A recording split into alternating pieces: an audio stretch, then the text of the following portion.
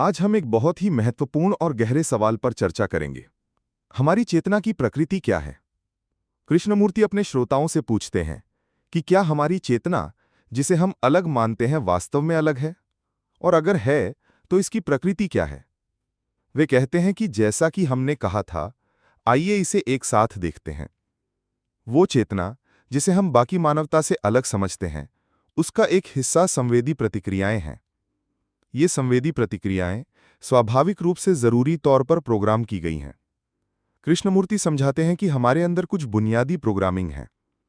अपनी रक्षा करना, भूख लगना, बेहोशी में सांस लेना, ये सब आप कर रहे हैं, तो जैविक रूप से आप प्रोग्राम्ड हैं। ये हमारे अस्तित्व के लिए जरूरी है। फिर आपकी चेतना की सामग्री में शामिल हैं वे कई चोटें, वे घाव जो आपको बचपन से लेकर अब तक मिले हैं।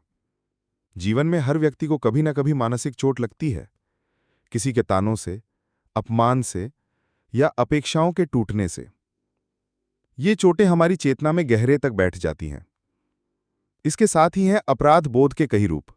हम सभी के मन में कहीं ना कहीं ये लगता है कि हमने कुछ गलत किया है या हम पर्याप्त अच्छे नहीं हैं। ये अपराध बोध हमारी चेतना का एक स्थायी हिस्सा बन जाता है। कृष्णमूर्ति कहते हैं कि वे धीरे धीरे शुरू कर रहे हैं और इसे और विस्तार से समझाएंगे।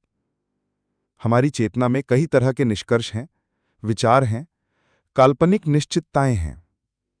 हमने अपने जीवन में कई अनुभव किए हैं, संवेदी अनुभव, यौन अनुभव और अन्य प्रकार के मनोवैज्ञानिक अनुभव। और हमेशा एक आधार है, एक जड़ है, डर, जिसके कई रूप हैं।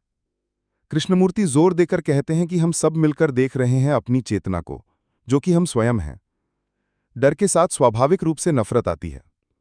जहां डर है, वहां हिंसा होनी ही है, आक्रामकता होनी है। सफल होने की प्रबल इच्छा होती है, शारीरिक दुनिया में भी और मानसिक दुनिया में भी। हम सब किसी न किसी क्षेत्र में सफल होना चाहते हैं और ये चाह अक्सर डर से ही पैदा होती है। डर के कई कारक हैं जिन पर वे बाद में विस्तार से चर्चा करेंगे जब वे डर के बारे में बात करेंगे। फिर है सुख की निरंतर खोज। सुख के कई रूप हैं। संपत्ति का सुख, दबदबे का सुख, पैसे का सुख जो शक्ति देता है। एक दार्शनिक को अपने विशाल ज्ञान का सुख मिलता है, गुरु को अपने तमाशे का सुख मिलता है। सुख के अनगिनत रूप हैं। यहां कृष्णमूर्ति एक महत्वपूर्ण बात कहते हैं। हमारे जीवन में सुख की खोज एक निरंतर प्रक्रिया है। हम हमेशा कुछ न कुछ ऐसा चाहते हैं जो हमें खुशी दे सके। ये चाह भी हमारी चेतना का एक अटूट हिस्सा है। और फिर है दुख, पीड़ा, चिंता, एक गहरी, स्थायी, अंतहीन अकेलेपन की भावना। ये केवल व्यक्तिगत दुख नहीं है, बल्कि वो विशाल दुख भी है जो मानवता ने युद्धों के माध्यम से, उपेक्षा के माध्यम से, एक समूह द्वारा दूसरे समूह को जीतने की इस अंतहीन भावना के माध्यम से लाया है। इंसान का इतिहास दुख से भरा है। हमने न जाने कितने युद्ध किए हैं, कितनी हिंसा की है, कितना शोषण किया है। ये सामूहिक दुख भी हमारी चेतना का हिस्सा है, भले ही हम इसे महसूस न करें। और उस चेतना में नस्लीय ग्रुप की सामग्री भी है।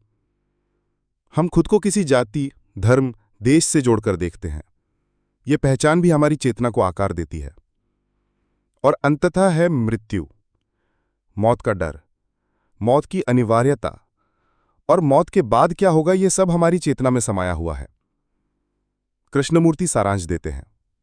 ये है हमारी चेतना: विश्वास, निश्चितताएं और अनिश्चितताएं, चिंता की प्रबल भावना, अकेलापन, दुख और अंतहीन दुख।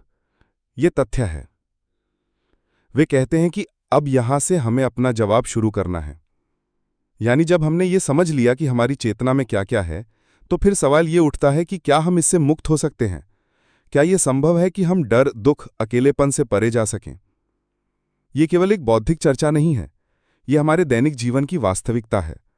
हर दिन हम इन भावनाओं से गुजरते हैं। डर लगता है, दुख होता है, अकेलापन महसूस होता है। लेकिन क्या ये जरूरी है? क्या ये हमारी नियति है या कोई और रास्ता भी है? यही वो सवाल है जिसका जवाब हमें अपने अंदर खोजना है। कृष्णमूर्ति का कहना है कि जब तक हम अपनी चेतना की प्रकृति को पूरी तरह नहीं समझते, तब तक हम इससे मुक्त नहीं हो सकते। समझना पहला कदम है। और ये समझना केवल बौद्धिक नहीं होना चाहिए, बल्कि गहरा, प्राकृतिक होना चाहिए।